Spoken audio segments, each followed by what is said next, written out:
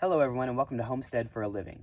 This is an update video on an experiment that we started last week, 10 days ago to be precise, and we made a video about it where we started this journey to find and test the perfect fertilizer, specifically one that's replicable and shippable, because one of the problems that we need to create a solution for right now is the fertilizer shortage. Our reliance on artificial or synthetic fertilizers was never sustainable in the long term, but now it's not sustainable in the short term. We're really seeing this on the ground. I'm not just hearing this from mainstream news or alternative outlets on the internet.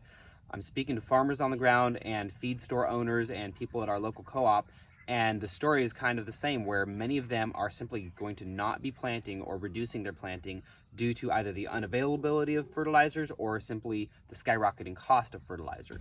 And so in permaculture, we say that the problem is the solution. And so Gabby and I, being entrepreneurs, we want to create a solution that we could replicate and send out and even sell. And we were talking about this with Billy from Perma Pastures Farm. We were talking about this idea, and we were talking about comfrey tea. And he came up with a phrase that we absolutely loved and kind of borrowed or stole with permission, and that was comfrey tea bags. We love the concept of kind of a tea bag, just like you'd put in a cup of tea, but one that could be sent out via the mail that wouldn't have a lot of weight, because the problem you have with liquid fertilizers is it's heavy, and with skyrocketing fuel costs, shipping costs are also going to follow in price, and that's going to make anything cost prohibitive if it's heavy. So the idea of this tea bag of something dried and lightweight that can be sent out, you take a 5-gallon bucket, you drop the tea bag in, you let it steep, and now you have a liquid fertilizer that you can use.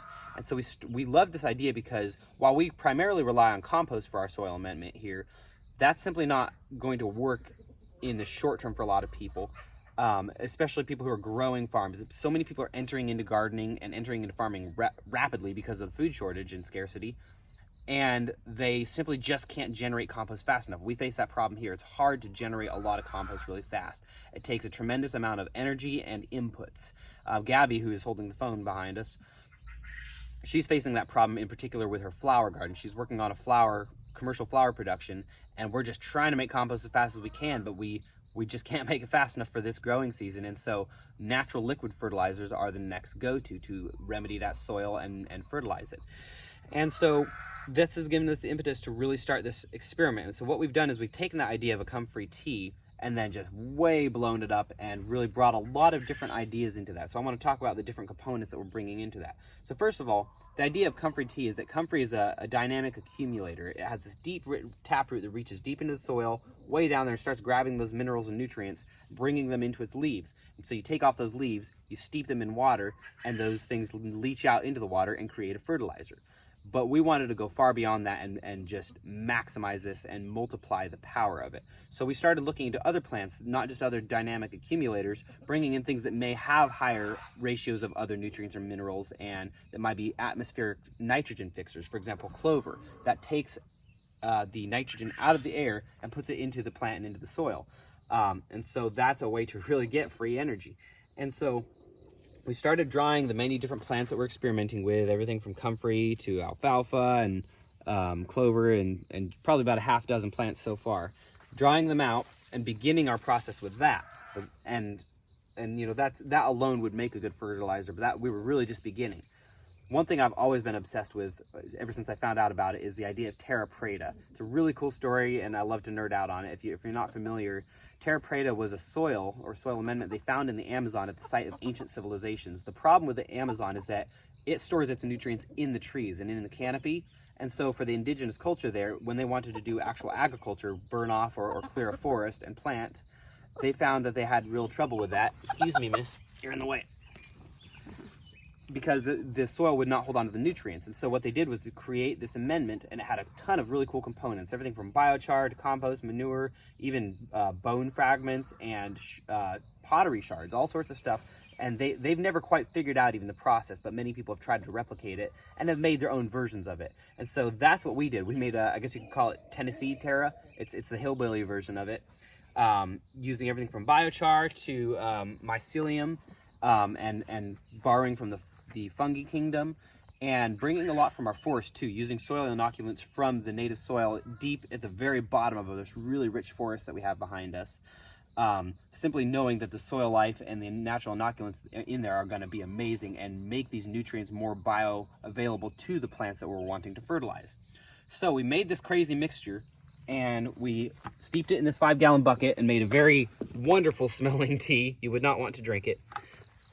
And then we started our little informal scientific experiment. We took 8 plants. These are comfrey seedlings. So these 4 we do not use fertilizer on. We just give them water. These 4 we give them the liquid fertilizer.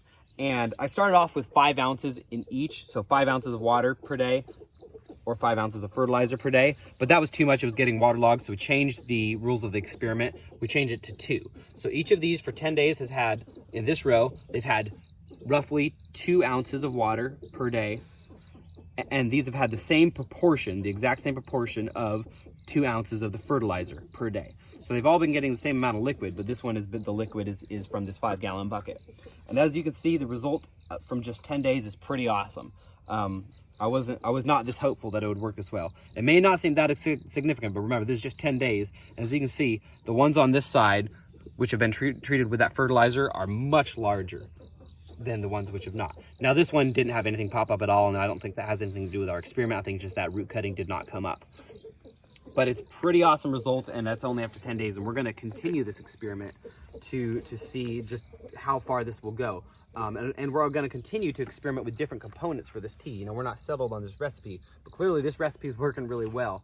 But we're going to continue to experiment with different mushrooms. We've been using largely reishi mushrooms for this. We'll try different mycelium for that benefit. We'll try different plants as well, different dynamic accumulators and nitrogen fixers, and really find this perfect blend. But our goal here is to create an actual product, which we're going to continue, we will show on this channel, because this channel is also about creating products from your farm, from your plant, because, you know, we can grow everything, we can produce everything for this, put it into a shippable tea bag like thing, and mail this to people. They can take this, drop that tea bag in a 5-gallon bucket, let it steep. Now they have a fertilizer. They can use that fertilizer, and then they can reuse that tea bag. It's going to be less potent every time, but they can continue to reuse that, because it's not just the plants that are in there, but the things like the biochar that are in the mix will continue to leach nutrients for a long time. And at the end of this, you can even take that tea bag and open it up or just throw it in the garden, and it'll continue to break down and feed it. So I think this is going to be a really cool solution for a lot of people, particularly small gardeners or just gardeners for their own homestead, as well as market garden folks who may not need vast quantities of fertilizer. But it may even work at a larger scale, and so we're excited to go down this rabbit hole and keep trying this experiment. And of course, we're going to keep y'all updated. So I'm having fun, I'm nerding out with this, and I hope y'all are too. So in the meantime, everybody, stay safe, be well, and happy homesteading.